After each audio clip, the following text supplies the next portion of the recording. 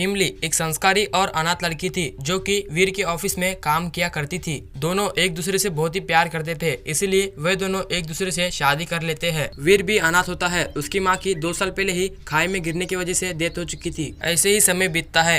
एक दिन वीर और इमली शॉपिंग मॉल जा रहे होते हैं। वहाँ पे उसे अपनी माँ विमला नजर आती है। वीर ये देख कर हैरान हो जाता है और रोने लगता है और कहता है, माँ आप इतने सालों तक कहाँ थी? विमला बताती है, बेटा जब मैं खाई से गिर गई थी तो मैं एक गाँव पहुँच गई थी। वहाँ पे मेरी याददाश्त चली गई थी। अभी जब मेरी याददाश्त वापस आ गई है तो मैं तुम्हारा ही घर ढूंढ रही थी। ये देखकर वीर खुश हो जाता है। घर जाकर इमली को मालूम पड़ता है कि वो माँ बनने वाली है। ये बात सुनकर वीर और भी खुश हो जाता है और कहता है, आज मुझे लग रहा है कि मैं दुनिया का सबसे लकी आदमी हूँ। ऐसे ही समय बीतने लगता है और विमला घर के सारे काम करने लगती है। एक दिन वीर किसी काम के सिलसिले में घर से बाहर चला जाता है। विमला इमली को पकड़कर मारने की प्लानिंग करती है और कहती है, आज तो मैं तेरे 2 टुकड़े करके ही छोड़ूंगी इमली। इमली कहती है, विमला माँ आप ये क्या कर रही हो? विमला कहती है, कौन विमला? मैं तो उसकी ट्विन सिस्टर हूँ। अब मैं तुझे मारकर सारी जायदाद ले लूंगी। इसके बाद वो इमली को मार देती है। फिर ऐसे ही समय बीतता है। फिर वो अपनी बेटी की शादी वीर से करा देती है। एक दिन वीर ऑफिस जा रहा होता है कि वो अपनी फाइल घर के अंदर ही भूल जाता है।